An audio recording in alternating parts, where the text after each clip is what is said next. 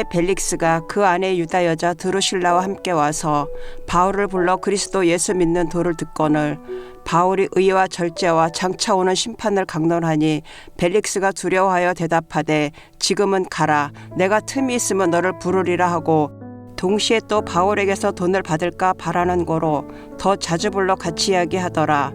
이태가 지난 후 보르기오 베스도가 벨릭스의 소임을 이어받으니 벨릭스가 유대인의 마음을 얻고자 하여 바울을 구류하여 두니라. 베스도가 부임한 지 3일 후에 가이사라에서 예루살렘으로 올라가니 대제사장들과 유대인 중 높은 사람들이 바울을 고소할세 베스도의 호의로 바울을 예루살렘으로 옮기기를 청하니 이는 길에 매복하였다가 그를 죽이고자 함이더라. 베스도가 대답하여 바울이 가이사랴에 구리된 것과 자기도 멀지 않아 떠나갈 것을 말하고 또 이르되 너희 중 유력한 자들은 나와 함께 내려가서 그 사람에게 만일 옳지 아니한 일이 있거든 고발하라 하니라. 베스도가 그들 가운데서 8일 혹은 10일을 지낸 후 가이사랴로 내려가서 이튿날 재판 자리에 앉고 바울을 데려오라 명하니 그가 나오매 예루살렘에서 내려온 유대인들이 둘러서서 여러 가지 중대한 사건으로 고발하되 능히 증거를 대지 못한지라.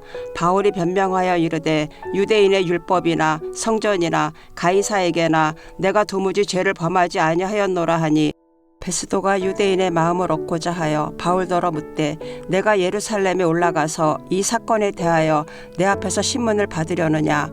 바울이 이르되 내가 가이사의 재판 자리 앞에 섰으니 마땅히 거기서 신문을 받을 것이라. 당신도 잘 아시는 바와 같이 내가 유대인들에게 불의를 행한 일이 없나이다.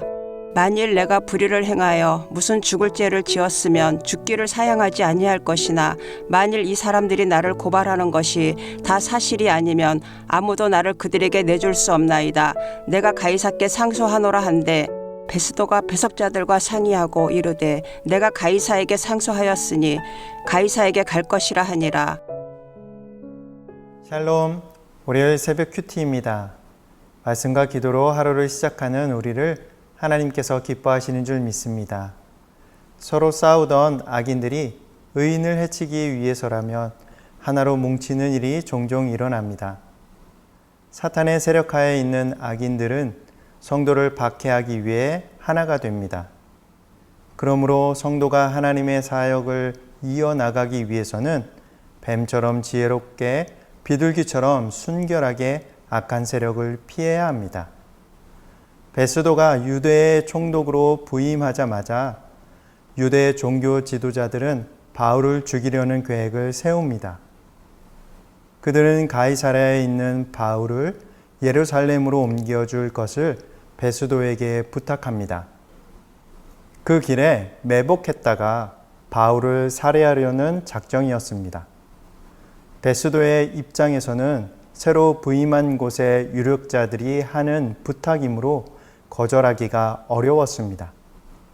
총독으로서 유대 지도자들과 좋은 관계를 맺는 것이 자신에게 유익했기 때문입니다. 유대 종교 지도자들과 베스도 총독의 이해관계가 서로 맞아서 바울을 예루살렘으로 이송하려는 계획이 시행될 뻔했습니다. 이와 같이 악인들은 각각의 이득을 위해서는 서로 힘을 합쳐 불의를 행하고 의인을 해치려는 일에 힘을 모읍니다. 예수님을 십자가에 처형할 때 그때도 그랬습니다. 메시아에 대한 기록 중에 시편 2편 2절에서는 세상의 군왕들이 나서며 관원들이 서로 꾀하여 여호와와 그의 기름 부음 받은 자를 대적한다라고 예언되어 있습니다. 그리고 이는 로마 관원들과 유대인들이 작당하여 죄 없는 예수님을 십자가에 못 박는 사건으로 성취되었습니다. 이와 같이 성도는 하나님 앞에 의를 행하고 복음을 전파하며 경건하게 살고자 할 때 악한 자들의 모함과 도전을 받습니다. 그래서 바울은 디모데에게 경건하게 살고자 하는 자는 박해를 받을 것을 각오해야 한다라고 당부했습니다. 그러므로 성도는 의를 행하다가 악인에게 박해받는 것을 이상하게 여기지 말고 담담하게 받아들이면서 믿음으로 극복해야 합니다.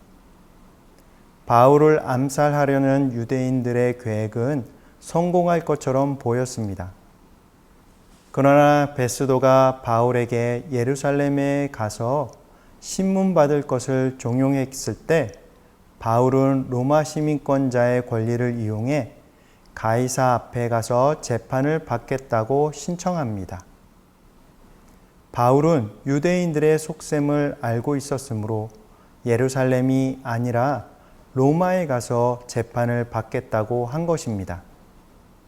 그렇게 이 사건은 베스도의 손을 떠납니다. 바울의 권리 이행은 유대 총독의 권한을 벗어나는 법적 권리였기 때문입니다. 바울의 요청으로 로마 관원들은 바울을 로마까지 무사히 호송해야 할 책임이 생겼습니다.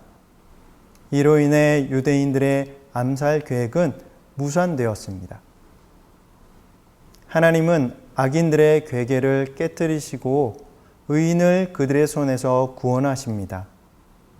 사탄에게 조종받는 유대인들은 예수님을 십자가에 처형함으로 하나님 나라의 도래를 방해하려던 자신들의 계획이 성공했다라고 여겼습니다.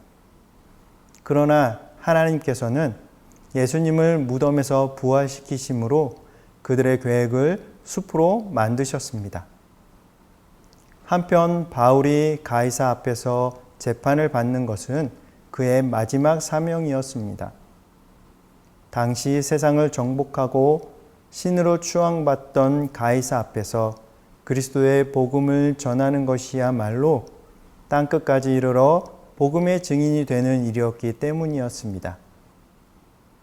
구원과 하나님 나라를 향한 하나님의 계획과 뜻은 어떠한 사탄의 방해에도 반드시 승리합니다. 사랑하는 여러분, 성도는 하나님 나라의 군사로서 어떠한 사탄의 도전에도 굴하지 말고 오직 하나님의 뜻을 성취하는 충성스러운 군사로의 사명을 다해야 합니다. 성도가 사탄의 역사를 자세히 알지는 못하지만 하나님의 거룩하신 뜻에 따라 순종하면 사탄의 역사를 파하고 이길 수 있습니다. 성도는 오직 말씀과 기도로 거룩한 길로 행함으로 하나님의 보호하심을 받아 사탄의 공격으로부터 자신을 지켜야 합니다. 오늘 말씀을 통해 우리 모두가 오직 말씀과 기도로 거룩한 길로 행함으로 하나님의 보호하심을 받아 사탄의 공격으로부터 자신을 지켜내는 성도가 되기를 예수님의 이름으로 축복합니다.